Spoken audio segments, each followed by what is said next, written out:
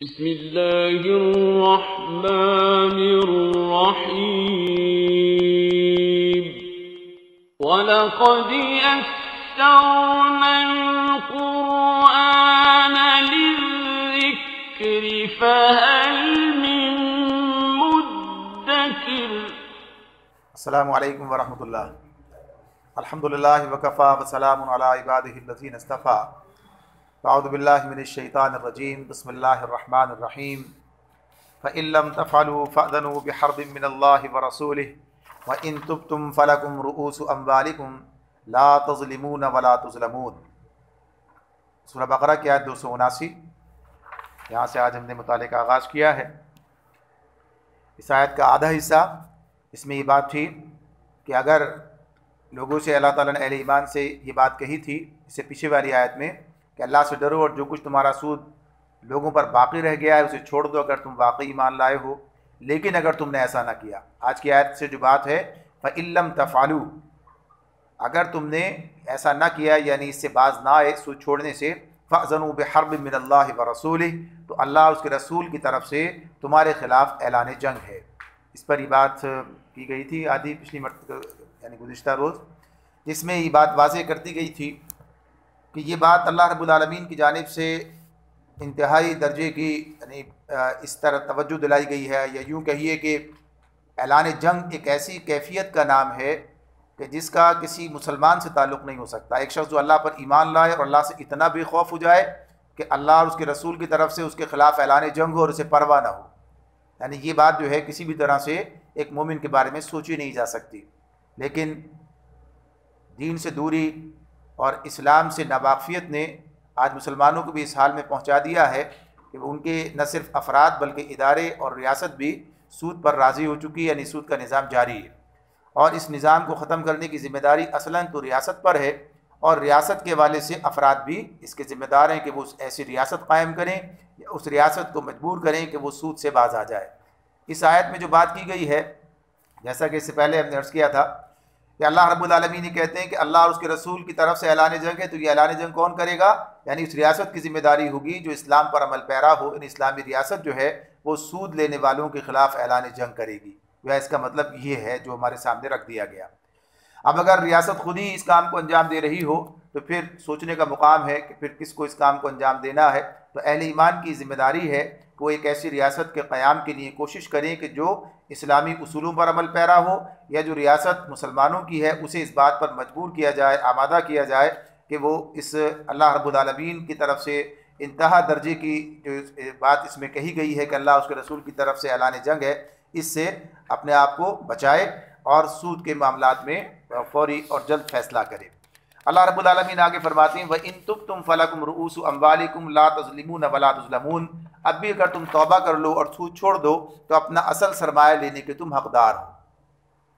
यहाँ बात अफराद के हवाले से हो रही है, इसलिए कि जिस मुकाम पर ये आयात नाजिल हो रही हैं वहाँ तो रियासत इस सारे काम को अंजाम दे रही थी, यानी नबी करम सल्लल्लाहु अलैहि वसल्लम की सरकर्दगी में सारा निज़ाम कायम था और जैसे ही हुक्म आता और उस पर अमल पैरा लोग हो जाते। तो यहाँ पर अफराद के हवाले से बात हो रही है कि अफराद अगर ऐसा काम करें तो फिर ये उनकी बात है कि अल्लाह रब्बुल आलमीन की तरफ से इस बात की तो इजाज़त दी गई इस मौके पर कि जो असल तुम्हारा सरमाया है, जो तुम्हारा रासुल माल है, यानी जिस माल को तुमने कर्ज दिया है और उस पर सूद का मुतालबा है, तो सूद का मुतालबा छोड़ दो तो ये तुम्हारे जो असल माल हैं ये तुम्हें वापस लौटा दिए जाएंगे। ला तज़लिमून व ला तुज़लमून की बात यही है कि न तुम जुल्म करो न तुम पर जुल्म किया जाए। न तुम जुल्म करो से मुराद क्या है कि तुम सूद का मुतालबा करके, ये मुतालबा जो है ये जुल्म पर मबनी है, लिहाजा अपनी ज़ात पर भी जुल्म है, दूसरों पर भी जुल्म है, इस जुल्म से बाज आ जाओ और न तुम पर जुल्म किया जाए।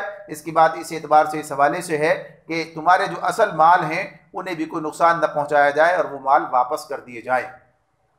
आज जिस गोया कहीं माशी सूरत हाल से इस वक्त हम दो चार हैं गुजर रहे हैं, ये पूरा निज़ाम गोया कहिए कि ऐसे मामलात पर यानी उन उसूलों पर मुश्तमिल है कि जो बहुत सारे माशी मसाइल अपने अंदर रखते हैं। तो आज हम जब ये बात इस तरीके से सोचते हैं कि निज़ाम माशियात यही रहे, यानी बाज़ औक़ात हम ये बात इस तरह से बात आती है, ज़ेर बहस होती है कि सूद से कैसे बाहर निकला जाए, सूद को कैसे ख़त्म किया जाए। तो ये माशी निज़ाम सारा का सारा यही रखना चाहते हैं यानी सरमायादार निज़ाम है, माशी सिस्टम है, इस सिस्टम के मौजूद होते हुए और सूद का निज़ाम ख़त्म कर दिया जाए, तो ये बात ऐसी है जो किसी भी तरह से मुमकिन नहीं है, यानी ऐसा नहीं हो सकता। इस्लाम अपना एक पूरा निज़ाम रखता है। इस्लाम जब इस निज़ाम की बात करता है, उसके अंदर जो माशी सिस्टम है, उस माशी सिस्टम के अंदर सूद का कोई गुज़र नहीं है, सूद का कोई मुकाम नहीं है, उसके अंदर कोई हैसियत नहीं है, वो उसके बिल्कुल मनाफी है। लेकिन जो सरमायादार निज़ाम है उसके अंदर गोया सूद एक ऐसी चीज़ है, उसके अंदर उस निज़ाम के अंदर जो खून का साथ जो है उसका मुकाम है कि वो उस सारे माशी निज़ाम में गर्दिश करने वाली चीज़ है, इसके बगैर वो माशी निज़ाम चल नहीं सकता है।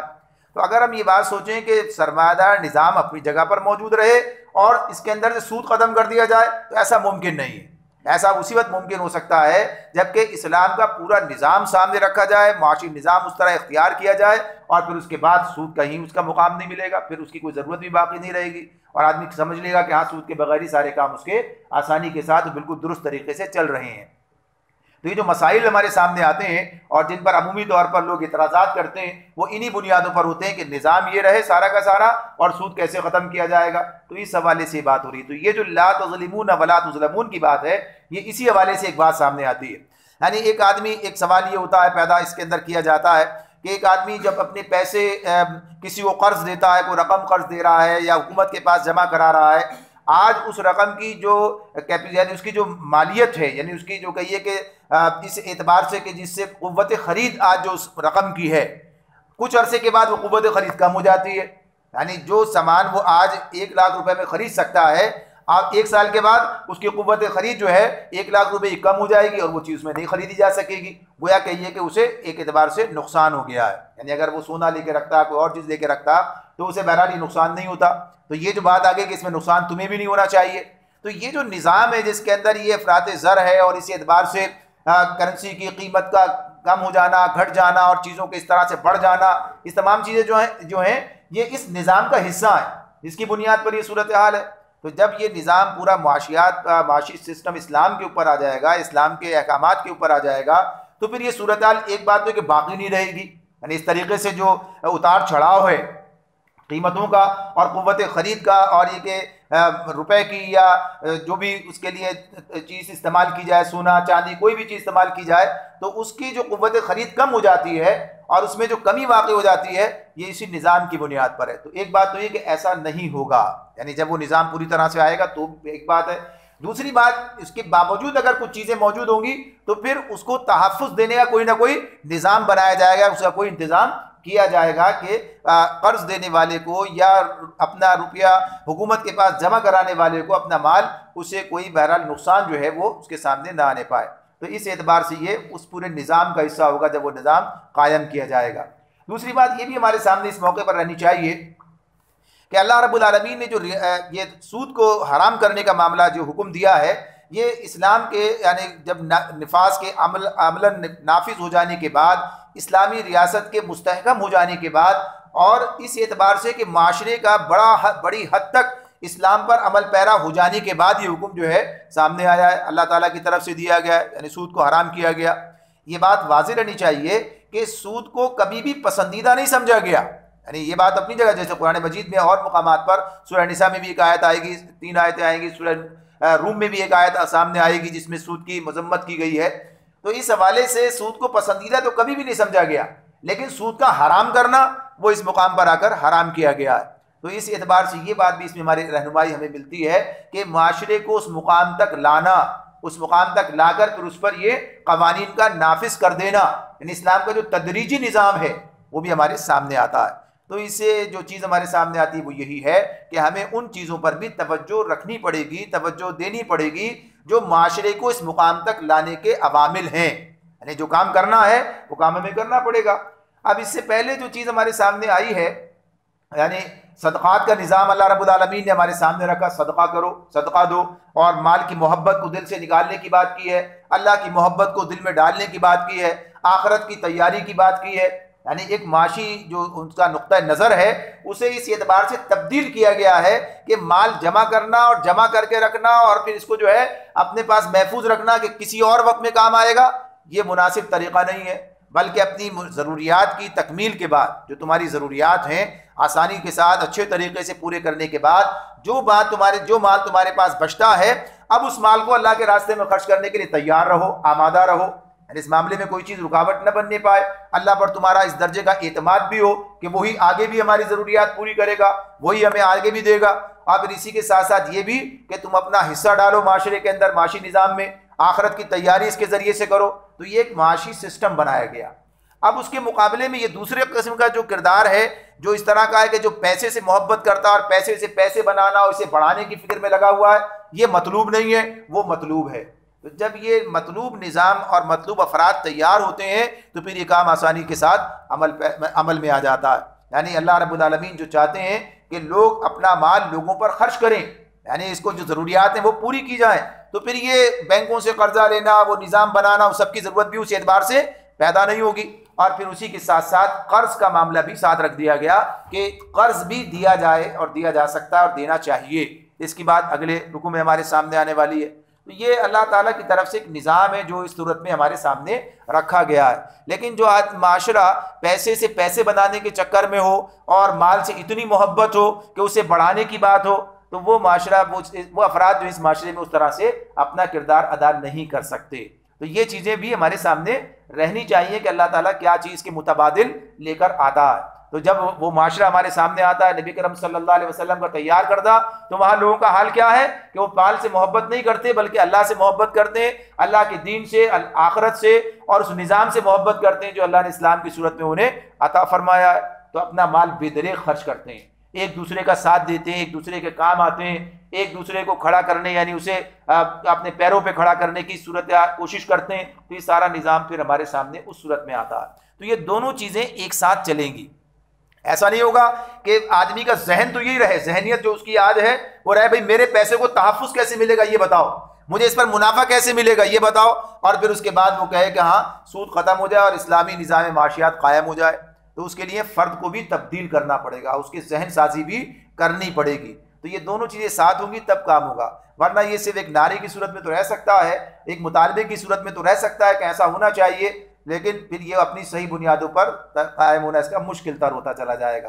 यानी बैक वक्त माशरे को तब्दील करना, अफराद को तब्दील करना, उनका मिजाज बनाना और पैसे माल की मोहब्बत उनके दिल से निकाल कर अल्लाह की मोहब्बत और आखिरत की मोहब्बत उनके दिल में डालना, ये काम भी साथ साथ किया जाएगा।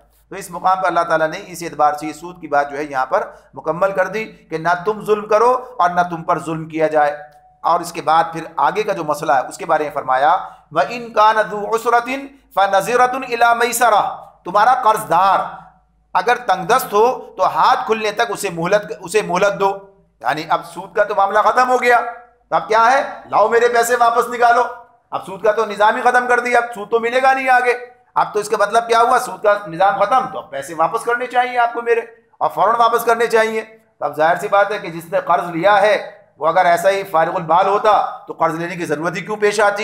यानी वो कर्ज वापस करने की पोजीशन में नहीं है, यानी इसी बुनियाद पर, इसी हवाले से वो सूद देने के लिए तैयार है। मोहलत उसने ली है, और मोहलत किस बदले में ली है, सूद देने के बदले में ली है, यानी इजाफी पैसे देता है। तो अगर सूद का निज़ाम ख़त्म होते ही उससे मुतालबा किया जाए कि लाओ मेरे पैसे निकालो, तो ये काम मुमकिन नहीं होगा। तो ये बात बता दी गई कि ये बात अपनी जगह कि तुम्हारा माल है और तुम अपने माल का मुतालबा कर सकते हो, लेकिन अल्लाह रब्बुल आलमीन की तरफ से तुम्हें क्या हिदायत दी जा रही है, व इन कान ज़ू उसरतिन फनज़िरतुन इला मैसरा, कि तुम्हारा कर्जदार तंगदस्त हो तो हाथ खुलने तक उसे मोहलत दो, यानी आसानी पैदा हो जाए उस वक्त तक उसे मोहलत दी जाए।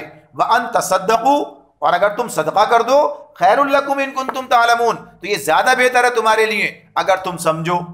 यानी मामला जो इस एतबार से आ गया वो क्या चीज़ आ गई, यानी सदका कर दो से मुराद क्या है, मुआफ़ कर दो। ये मामला किस हवाले से हो रहा है कि जहाँ पर सूद पर पैसे दिए थे और जाहिर सी बात है उसने अपनी मजबूरी, अपनी ज़रूरत पर वो पैसे लिए हैं और अब सूदी इसका निज़ाम ख़त्म किया जा रहा है, लिहाजा अब एक तो बात यही है कि उसे मोहलत दे दी जाए, और दूसरी बात यह है कि अगर तुम सदका कर दो, यानी छोड़ दो इसको, उसके माफ़ कर दो उसे, तो ये तुम्हारे लिए और ज़्यादा बेहतर है और तुम्हारी तरफ से सदका है अल्लाह के रब्बुल आलमीन के पास, यानी उसके हिसाब में तुम्हें इसका अजर मिलेगा।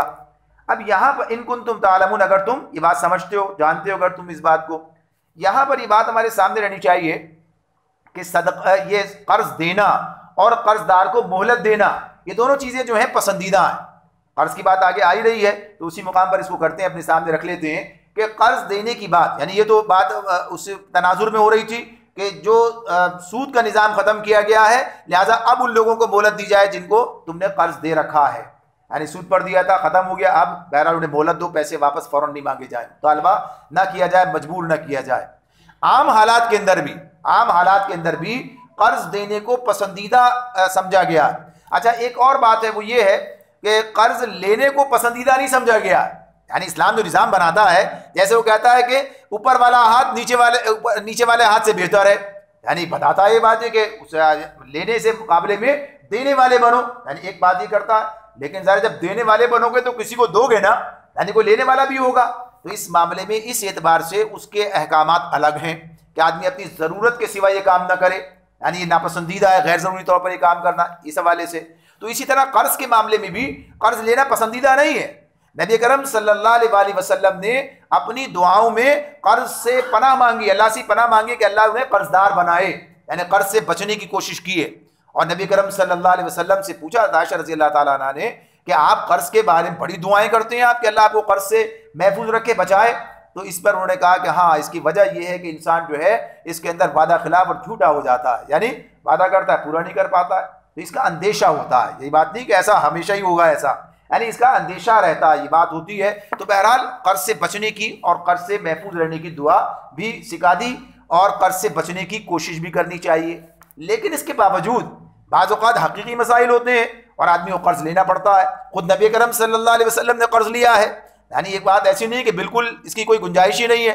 तो वो अलग अहकामात हैं कि कर्ज कब लिया जाए, और कर्ज की वापसी की जो ताकीद है वो भी अपनी जगह पर वहां पर मौजूद है। लेकिन इस वक्त जो बात है, जो मौजूद, वो क्या है? कर्ज देना, कर्ज देने की बात हो रही है।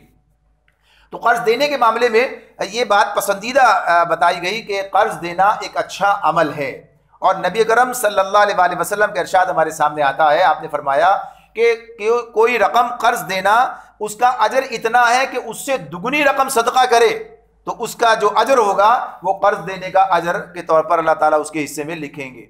अब ये बात जरा मुश्किल लगती है, अजीब सी लगती है कि आदमी सोचता है कि सदका कर देना ये कम अजर की बात हुई और कर्ज देना ज़्यादा अजर की बात हो गई।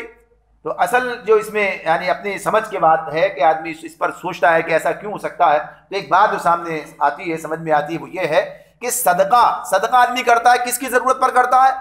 अपने ज़रूरत और अपने हिसाब से सदका करता है। यानी मैं ये सदका करना चाहता हूँ, यानी मेरा इस रात ये ख्याल है, मैं इस रात अल्लाह के रास्ते में ये माल खर्च करना चाहता हूँ। यानी आदमी अपनी सहूलत की बुनियाद पर और अपने जज्बे की बुनियाद पर सदका करता है। लेकिन कर्ज किसकी बुनियाद पर देता है? सामने वाले की ज़रूरत की बुनियाद पर देता है। कर्ज जो है सामने वाले की ज़रूरत की बुनियाद पर देता। सदका करने में माल उतना नहीं होता जितना कर्ज देने के अंदर माल की ज़रूरत पड़ती है। यानी जब आदमी कर्ज मांगता है तो आमतौर पर कर्ज होते हैं वो आदमी अपनी ज़रूरत की बुनियाद पर कर रहा होता है, तो कर्ज की मिकदार और वो चीज़ें ज़्यादा हो सकती हैं। तो इसीलिए कि कर्ज का मामला यही है कि बहरहाल सदका करना एक अलग चीज़ है और कर्ज देने का मतलब ही ये होगा कि ऐसे फ़र्द को कर्ज दिया जा रहा है कि जो बहरहाल उस दर्जे में उस तरह मुस्तहिक बन के सामने नहीं आ रहा है। दूसरी बात ये कि वो ज़रूरियात अपनी पूरी करे और अपने आप को उस मुकाम तक लेके जाए, कारोबारी कर्ज है या दीगर चीज़ें, तो उस एतबार से गोया कहिए कि उसकी मदद है वो। तो ये हमें नबी सल्लल्लाहु अलैहि वसल्लम ने बताया ताकि मुआशरे में ये चीज़ जो है पसंदीदा रहे उन लोगों की तरफ से कि जिन्हें अल्लाह ने माल दिया है कि वो कर्ज देने में हिचकिचाहट महसूस न करें। तो एक बात तो ये सामने आ गई। दूसरी बात ये बताई नबी करम सल्लल्लाहु अलैहि वसल्लम ने कि अगर मोहलत जो दी जाती है कर्जदार को, तो उस कर्ज के मोहलत देने के बारे में कहा कि जितने दिन की मोहलत दी जाएगी, यानी एक आदमी मोहलत दी है उसने, तो मोहलत देने यानी एक दिन की मोहलत है तो उतनी रकम सदका करने का सवाब उसे मिल रहा है जब तक की मोहलत मौजूद है। और फिर आगे ये बात भी मारिफुल कुरान में इसको नकल किया है मुफ्ती शफी साहब ने इस हदीस के हवाले से कि अगर इसको जो है ये मुद्दत ख़त्म हो गई, मुद्दत ही 1 महीने की मुद्दत के अंदर कर्ज वापस करना है तो 1 महीने तक तो ये अजर मिला, और जब मुद्दत ख़त्म हो गई और मज़ीद मोहलत दी तो अब दुगना अजर उसका जो है उसे मिलेगा। तो जो लोग अजर पर नज़र रखते हैं और इसके ज़रूरतमंद हैं और चाहते हैं कि उन्हें अजर मिले, तो इस मामले में उनके लिए कितनी बड़ी ये चीज़ अल्लाह की तरफ से इसमें रख दी गई है। तो अब यहाँ पर ये बात कि या तो मोहलत के बदले पैसे ले लो, यानी सूद जो हराम है जिसका नतीजा जहन्नम है, या मोहलत के बदले अल्लाह से अजर ले लो, यानी इसका तुम्हें बेहतरीन नज़र मिलेगा। तो ये तमाम चीज़ें इसके ज़िम्मे बताई गई, माशरे को तैयार किया गया। यानी पहले तो उसके अंदर वो शौक़ जज्बा पैदा किया गया और फिर उसके बाद ये कि इतना बड़ा अजर मिलेगा, तो इंसान इसके लिए आमादा रहता है। तो यहाँ पर ही क्या कहा कि उसे मोहलत दे दो, मोहलत देनी चाहिए, तो ये उसके लिए ज़्यादा बेहतर है। और अगर तुम उसको माफ़ कर दो, ऐसे हालात हैं ज़ाहिर है जब उसने लिया था कर्ज की सूरत में था, तो ये तुम्हारे लिए और ज़्यादा बेहतर है। इन कुंतुम तालमून वत्तकू यौमन तुरजाऊन फीही इलल्लाह, उस दिन की रुसवाई और मुसीबत से बचो जबकि तुम अल्लाह की तरफ वापस होगे। सुम्मा तुवफ़्फ़ा कुल्लु नफ्सिम मा कसबत वहुम ला युज़लमून, वहाँ हर शख्स को उसकी कमाई हुई नेकी या बदी का पूरा पूरा बदला मिल जाएगा और किसी पर जुल्म हरगिज़ न होगा। यानी ये बात उस दिन के हवाले से इंसान के सामने रख दी गई और यहाँ पर इस मौजू को मुकम्मल कर दिया गया। यानी सूद की बात भी हो गई उसके साथ में, और साथ साथ ये भी बता दिया गया कि मोहलत दे देनी है, और मोहलत देने का ये फ़ायदा है, कर्ज देने का ये फ़ायदा है, और फिर अल्लाह के पास का अजर तुम पालोगे। अब इसके बाद जो आयत आ रही हैं वो कर्ज ही के हवाले से हैं। इसमें ये माशी तालीमात हैं, यानी कर्ज देने के मामले में किन हिदायत को पेश नज़र रखना। कर्ज की बात यानी उसकी इफादियत या उसकी तरफ रग़बत की बात यहाँ नहीं है, ये तो अहादीस की रोशनी में आपके सामने रखी गई। लेकिन यहाँ पर चूँकि कर्ज के बारे में अल्लाह ताला की तरफ से हिदायत आ रही हैं, तो इसका मतलब ये है कि ये बहरहाल एक माशी सिस्टम में इसका अपना एक मुकाम है। और इस आयत को आयत दैन, यानी आयत दैन जिसमें दैन कर्ज है, यानी कर्ज के बारे में ये आयत है। और ये आयत के एतबार से तवील आयत है जो कुरान मजीद के अंदर पाई जाती है, यानी सबसे आयत में सबसे तवील आयत ये सामने आती है, जो इस वक्त हमारे सामने 282 नंबर, जिसमें अल्लाह ताला ने कर्ज के बारे में हिदायत दी है। या अय्युहल्लज़ीना आमनू इदा तदायनतुम बिदैनिन इला अजलिन मुसम्मन फक्तुबूह, ऐ लोगों जो ईमान लाए हो, जब किसी मुकर्रर मुद्दत के लिए तुम आपस में कर्ज का लेन देन करो तो उसे लिख लिया करो, फक्तुबूह, उसे लिख लिया करो। इसमें जो बात पहली सामने आ गई, अब इसे हमें हिदायत को अपने सामने रखना है और इन हिदायत को बरूए कार लाना। ये हिदायत मशवरे नहीं है, हिदायत है। हिदायत और अल्लाह की तरफ से मशवरा नहीं होता है, अल्लाह की तरफ से हिदायत ही होती है। और हिदायत किस लिए होती है? उस पर अमल किया जाए। तो यहाँ पर अल्लाह ताला ये बात हमसे कहते हैं कि कर्ज के मामले में क्या है कि किसी मुकर्रर मुद्दत के लिए आपस में कर्ज का लेन देन करो तो उसे लिख लिया करो। अब इससे ये बात सामने आती है कि कर्ज जब लिया जाए तो मुद्दत का तयन किया जाए, यानी लामहदूद मुद्दत के लिए नहीं होगा, फिर वो कर्ज नहीं होगा, फिर वो उसे सदक़े की तारीफ में कर लिया जाए, कुछ भी किया जाए। कर्ज का मामला क्या है? मुतय्यन होना चाहिए, इतनी मुद्दत के लिए कर्ज लिया जा रहा है। फिर वो बात की बात है कि उसके अंदर इजाफा होगा नहीं होगा क्या होगा, लेकिन जब तय हो, जब कर्ज लिया जाए तो लेने वाला भी इस बारे में मोहतात रहे और ये समझ ले कि उसे कब कर्ज वापस करने की सूरत में वो आ सकता है, तो वो उसके लिए उसको तय करे। तो आपस में जब कर्ज का लेन देन करो तो उसे दूसरी बात के आगे लिख लिया करो, फक्तुबूह, उसे लिख लिया करो। अब ये जो लिखने का मामला है, लिखने के मामले में भी आज हमारे माशरे के अंदर जो चीज़ पाई जाती है वो ये है कि इस चीज़ को पसंदीदा नहीं समझा जाता। यानी ये बात तो सामने नहीं रहती कि अल्लाह का हुक्म है, यानी इस मामले में ये बात बता दी, अल्लाह ताला ही बात कह रहे हैं, हमारे सामने रखते हैं। लेकिन आम हालात में अच्छा कर्ज भी आम तौर पर आदमी अपने करीबी लोगों को दिया करता है, अपने करीबी फर्द को, किसी रिश्तेदार को, किसी करीबी दोस्त को जब वो कर्ज देता है और फिर जब ये लिखने की बात होती है तो ये समझा जाता है कि शायद हम पर एतमाद ही नहीं है, हम पर एतबार ही नहीं कर रहे हैं। लिखने के लिए कहते हैं लिखो, लिखत पढ़त करो, दूसरों के इल्म में लेकर आओ, गवाह बनाओ इसके ऊपर। तो यह गोया ये क्या है? ये तो अच्छी बात नहीं है, ये तो हमारी इसके अंदर जो है सुबकी हो रही है या इसके अंदर हमारी बेइज्जती हो रही है। तो ऐसा नहीं है, अल्लाह के हुक्म में कोई बेइज्जती नहीं होती है, अल्लाह के हुक्म में कोई सुबकी इंसान की नहीं होती है। और जब वो अल्लाह का हुक्म समझ के कोई काम करता है तो फिर उसमें अल्लाह की मदद शामिल हाल होती है, यानी अल्लाह की मदद भी उसमें शामिल हाल होती है। और ये बात जैसे पहले अर्ज कर दी गई कि अगर ज़रूरत पर इंसान कर्ज लेता है तो इसमें कोई बुरी बात नहीं है। हाँ, बिला ज़रूरत लेता है तो ये बात गलत है, या ऐसे कामों के लिए लेता है कि जिनके लिए नहीं लेना चाहिए तो ये गलत बात होगी। तो जाहिर सी बात, इसका एक फ़ायदा ये भी होगा कि जब कोई आदमी, यानी जब लिखत पढ़त की बात आएगी तो क्या होगा? पता चल रहा है, यानी दो आदमी गवाह भी हो रहे हैं। तो अब क्या है कि अगर वो किसी नामुनासिब काम के लिए कर्ज ले रहा है तो दूसरे लोग क्या कहेंगे? गलत काम हो रहा है, यानी उसकी माशरे के अंदर जो साख है और जो बात है उसकी वो पसंदीदगी में नहीं आएगी। यानी इस हवाले से बहुत सारे काम ऐसे होते हैं कि जो रस्म व रिवाज के तौर पर हैं या नामो नमूद के लिए हैं, यानी ऐसी चीज़ें हैं जिनके मामला उस एतबार से नहीं करना चाहिए। तो ये चीज़ें जो हैं ये भी गोया एक रोकथाम की बात भी इंसान के लिए हो जाएगी, यानी उसको उस तरफ तवज्जो भी होगी। तो ये भी इसका एक फ़ायदा होगा। और असल बात ये है कि अल्लाह रब्बुल आलमीन ने जब ये बात कही है तो इसको ऐसे ही करना चाहिए। हाँ, अलबत्ता इसके अंदर एक बात इस एतबार से कही जा सकती है, ये तो कर्ज की बात है ना, जब जहाँ पर आदमी के जहन में ये बात हो या आदमी ये सोचे खुसूसियत के साथ कर्ज देने वाला, कर्ज ये काम किसकी जिम्मेदारी है? कर्ज लेने वाले की जिम्मेदारी। इसमें आगे हमारे सामने ही बात आ रही है कि लिखत पढ़त का काम करना उसकी जिम्मेदारी है, कर्ज देने वाले की जिम्मेदारी नहीं है ये कि वो लिखत पढ़त करे। ये बात अल्लाह ताला ने इसमें हमारे सामने रखी है। ये बात इस एतबार से अलबत्ता हो सकती है कि कर्ज देने वाले की तरफ से अगर उसका जहन, उसका मिजाज, उसका पहले से इरादा है कि हाँ कर्ज लेने के मामले में कोई उसके लिए ऐसी बात उसके जहन में नहीं है, मिल गया ठीक, न मिला तब भी ठीक, तो बहरहाल कोई गुंजाइश की बात इस हवाले से वो अलग मामलात के एतबार से सोची जा सकती है। लेकिन बहरहाल जब कर्ज है तो लिखत पढ़त हो। वल यक्तुब बैनकुम कातिबुम बिल अदल, वल यक्तुब बैनकुम कातिबुम बिल अदल, फरीकैन के दरमियान इंसाफ के साथ एक शख्स दस्तावेज तहरीर करे। अच्छा, ये किस माशरे में बात हो रही है? पढ़ा लिखा माशरा नहीं है, पढ़ा लिखा माशरा नहीं है, लिहाजा पढ़ने लिखने वाले लोग कम हैं, उस माशरे में बात हो रही है ना, इतने ज्यादा लोग लिखने पढ़ने वाले नहीं। लिहाजा क्या हो रहा है, एक कातिब लिखवाए, ये नहीं कहा भाई खुद ही लिख लो तुम। आज तो इतनी सहूलत है ना, उस वक्त तो किसी आदमी को तलाश करना, बुला के लाना और उससे लिखवाना। और आज क्या है, क्या आमतौर पर लोग लिखना पढ़ना जानते हैं, ये काम कर सकते हैं। तो यहाँ पर उस हवाले से बात है कि जब लिखना पढ़ना आप उस फर्द को ना आता हो, मुश्किल हो, तो कातिब के ज़रिए से इस काम को कराया जाए, लेकिन कराया जाए।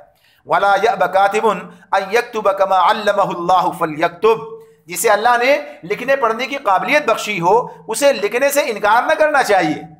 लोगों के काम आना, लोगों की ज़रूरत पूरी करना, तो इस हवाले से ये बात कह दी गई कि इसमें वक्त भी लगता है, इंसान को थोड़ी सी तकलीफ भी होती है, किसी वक्त ना वक्त की बात हो रही है, तो बहरहाल उसे ये काम लोगों के लिए करना चाहिए। वलयुमलिल लज़ी अलैहिल हक़ वलियत्तक़िल्लाह रब्बह वला यबख़स मिन्हु शैआ, फरमाया वो लिखे और इमला वो शख्स कराए जिस पर हक आता है, यानी कर्ज लेने वाला। आ गई वो बात कि किसकी जिम्मेदारी है? कर्ज लेने वाले की जिम्मेदारी है, वो लिखवाए, वही लिखवा रहा है, तो जाहिर सी बात है कि जो लिखवा रहा है उसी का पाबंद है वो इस मामले में। तो उसमें ये बात कह दी कि अलबत्ता क्या बात है, वलियत्तक़िल्लाह रब्बा, उसे अल्लाह अपने रब से डरना चाहिए। वला यबख़स मिन्हु शैआ, जो बात तय हुई है, जो मामला तय हुआ है, उसमें कोई कमी बेशी ना करे, कोई इसके अंदर कमी ना करे।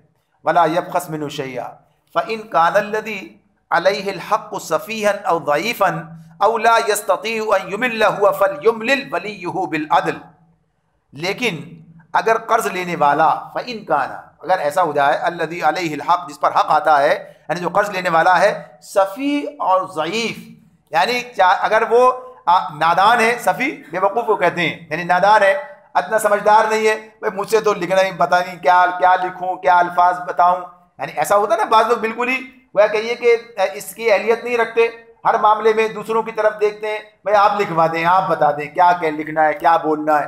तो इसमें इस एतबार से या ज़ईफ़ है, उसको उसकी वो सूरत हाल नहीं है, नहीं कर सकता ये काम। तो भाई जो भी सूरत हो तो क्या करना है, अब ये नहीं कि बस ठीक छुट्टी, बल्कि क्या कहा, औला यस्तती व युमिल्ला, कि अगर वो इमला नहीं करा सकता, हुआ फलयुमलिल वलियुहु बिल अदल, तो उसका वली इंसाफ के साथ इमला कराए, यानी उसका कोई भी आदमी ऐसा हो जो उसकी सरपरस्ती करता है, जो उसकी तरफ से मददगार है, हिमायत करता है उसकी, वो आए और वो इमला कराए। लेकिन बात क्या हो रही है, फिर भी ये काम किया जाए। अब इतनी ताकीद आ रही है ना सामने, तो बहुत सारे मसाइल इसी बुनियाद पर होते हैं कि जब ये काम उस तरह नहीं किया जाता जैसा करने का हुक्म दिया है अल्लाह रब्बुल आलमीन ने। तो इस मामले में यही बात है कि हत्युल इम्कान इन चीज़ों को जो है वो इन हिदायत पर अमल पैरा होना चाहिए। तो पहली बात तो यही है कि हिदायत पर अमल पैरा होना, और फिर इसमें अल्लाह ने आगे बताया भी है कि इसके नताइज तुम्हारे हक़ में क्या निकलेंगे, तुम्हारे हक़ में इससे बेहतर निकलेंगे, तो तुम्हें ये काम करना चाहिए। वस्तशहिदू शहीदैन मिर रिजालिकुम, फिर अपने मर्दों में से 2 आदमियों की गवाही इस पर करा लो, यानी मजीद क्या है, लिखो भी गवाही भी कराओ। यानी ये अहम मामलात हैं, ये मामलात जो हैं गैर अहम नहीं हैं, यानी माशी सिस्टम में इस बात को बताया गया। फिर अपने मर्दों में से 2 आदमियों की गवाही इस पर करा लो। फ़इल्लम यकूना रजुलैनि फ़रजुलुन वम्रअतानि मिम्मन तरदौन मिनश्शुहदा अन तदिल्ल इहदाहुमा फतुज़क्किर इहदाहुमा अल-उख़रा, और अगर 2 मर्द न हो, एक मर्द और 2 औरतें हों, ताकि एक भूल जाए तो दूसरी उसे याद दिला दे। ये बात इसके अंदर अल्लाह रब्बुल आलमीन बता रहे हैं। अच्छा, पहले जो बात की थी उसमें भी ये बात थी शहीदैन मिर रिजालिकुम, तुम्हारे मर्दों में से। ये बात बताई गई है, यानी वाज़ेह की गई है कि मुसलमानों को अपने लिए मामलात में गवाह मुसलमान ही को बनाना चाहिए। मुसलमानों को अपने लिए गवाही के लिए मुसलमानों ही को मुंतखब करना चाहिए। आगे बात आएगी जिसमें विरासत के हवाले से बात है, वसीयत के हवाले से बात है कि अगर किसी ने वसीयत की है और वसीयत करने का मौका किसी ऐसे मुकाम पर आ गया, सफ़र में है और वहीं मौत का मामला सामने आ गया, तो अब वसीयत करने के लिए, गवाह बनाने के लिए कोई मुसलमान मौजूद नहीं है, तो फिर गैर मुस्लिम को भी वो गवाह बना सकता है। सिर्फ इन हालात के अंदर बात की गई है, वरना आम हालात में क्या है बात कि मुसलमानों के गवाह जो हैं वो मुसलमान ही होंगे। तो इस एतबार से ये, चूँकि मुसलमान कौन है जिस पर एतमाद किया जाता है,